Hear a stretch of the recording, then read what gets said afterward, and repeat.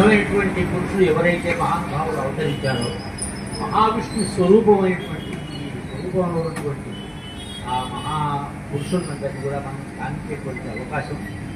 ముందుగా మనం ఈరోజు కృతయుగంలో ఉన్నటువంటి నరసింహస్వామిని ప్రార్థించేటువంటి తరంగంతో నారాయణ ధ్రువాటువంటి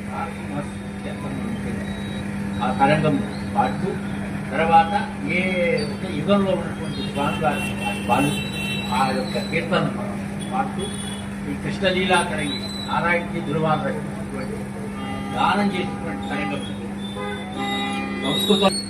వీటిలో కొన్ని